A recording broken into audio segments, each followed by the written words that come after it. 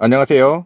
오늘은 안드로이드 오토와 애플 카플레이에 대해서 알아보겠습니다. 티맵 빠른길 찾기는 S링크 초창기 버전부터 있었는데요. S링크 초창기 버전이 나올 때만 하더라도 안드로이드 오토, 애플 카플레이가 지원되지 않았기 때문에 자체 데이터 통신이 되지 않는 S링크에서는 티맵 빠른길 찾기를 유용하게 사용할 수 있었습니다. 하지만 S링크에 애플 카플레이가 먼저 지원이 되었고 요즘은 안드로이드 오토까지도 원활하게 지원이 되기 때문에 티맵 빠른길 찾기를 많이 사용하지 않는 분도 계신데요. 저 같은 경우 핸드폰 내비로 보는 경우도 있지만 안드로이드 오토, 애플 카플레이 같은 경우 항상 유선으로 연결해야 된다는 귀찮음 때문에 아직까지도 티맵 빠른길 찾기를 주로 사용하고 있습니다. 각자 개인 취향에 따라서 사용하시면 될 것 같고요. 가격표상에서는 티맵 빠른길 찾기가 3년 무상이고 그 이후부터는 이용 요금이 나온다고 되어 있지만 현재까지는 3년이 지나더라도 별다른 제약 없이 사용 가능한 걸로 확인되었습니다. 현재 이 차량 같은 경우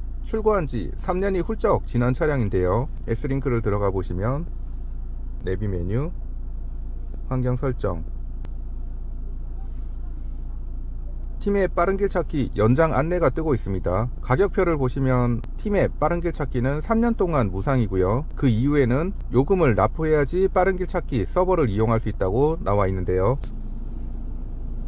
일단 현재까지는 요금을 납부하지 않아도 빠른길 찾기를 그대로 사용할 수가 있네요. 티맵 빠른길 찾기를 이용하는 저는 차량에 탑승 후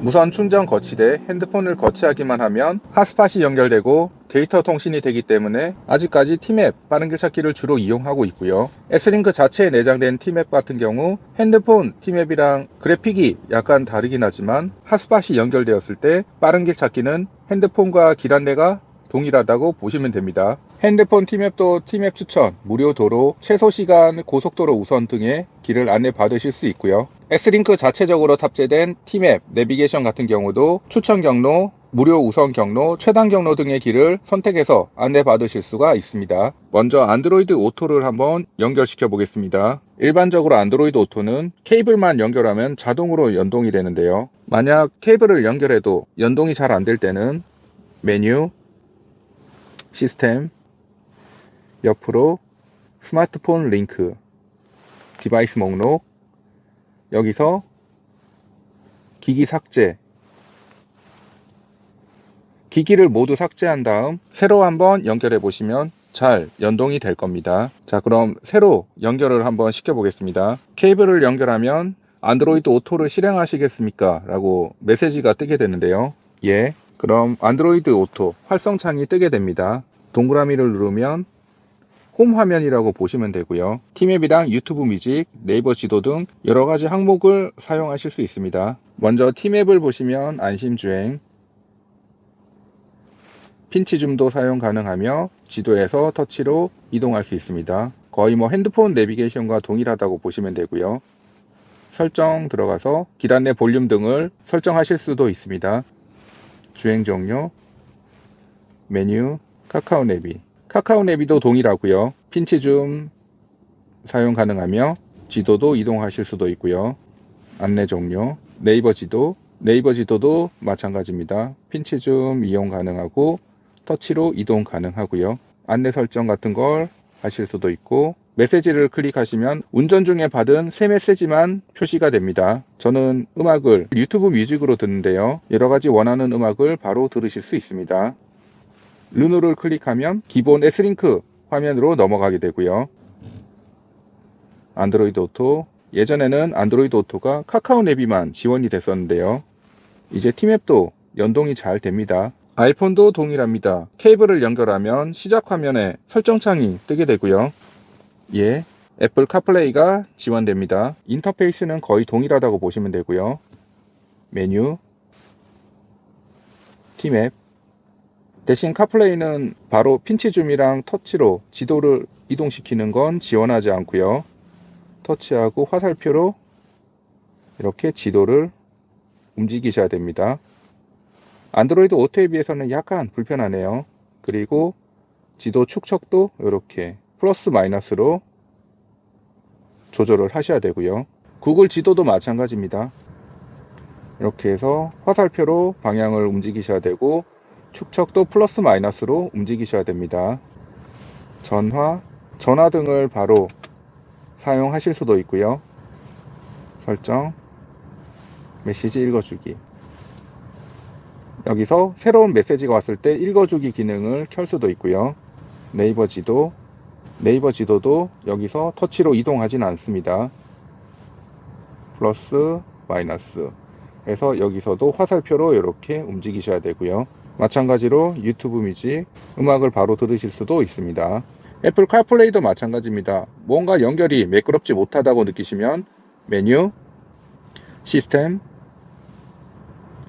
스마트폰 링크, 디바이스 목록, 여기서 아이폰을 삭제했다가 다시 재연결을 해보시면 잘 될 겁니다. 안드로이드 오토를 이용해서 실제로 주행할 때 어떤지 한번 살펴보겠습니다. 먼저 돋보기,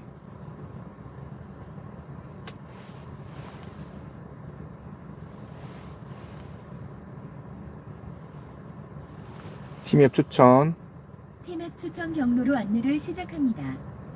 출발해 보겠습니다. 안드로이드 오토 내비가 작동될 때는 S링크 본체에 있는 내비는 작동되지 않습니다. 이렇게 터치로 지도를 옮길 수 있어서 이 점이 편리하네요. 핀치 줌도 되니까 지도를 멀리까지 쉽게 보실 수도 있고요. 현재 위치, 음악도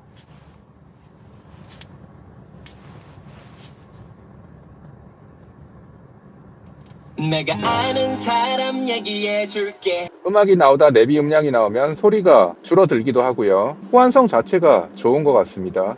핸들 뒤에 있는 리모컨으로 볼륨이랑 음소거도 조절하실 수가 있고요. 다이얼로 다음 곡 넘김도 가능합니다. 음악이 끊김도 없다고 보시면 되고요. 일반 블루투스로 들을 때보다도 음질이 좋은 것 같습니다. 이번엔 애플 카플레이를 한번 이용해 보겠습니다. 똑같이 팀앱을 이용해 보겠습니다. 안내 시작. 400m 앞에 좌회전입니다. 300m 앞에 시속 내비 인터페이스도 핸드폰과 마찬가지로 깔끔합니다. 유튜브 뮤직 마찬가지로 핸들 뒤에 있는 리모컨으로 볼륨 조절, 다음 곡 넘김 모두 지원이 가능합니다. 지도 대신 안드로이드 오토와 다르게 지도를 터치로 바로 움직이지 못하는 건 약간 아쉬운 점이긴 합니다. 하지만 안드로이드 오토, 애플 카플레이 모두 연결을 시켰을 때 차량 순정 내비게이션과 같은 호환성을 보여주고 있습니다. 따라서 핫스팟을 이용해서 S링크 내비게이션을 이용하는 게 불편한 분들은 안드로이드 오토, 애플 카플레이를 이용해 보시면 편리하게 내비게이션을 이용하실 수 있을 겁니다. 오늘은 안드로이드 오토, 애플 카플레이에 대해서 알아봤습니다. 감사합니다.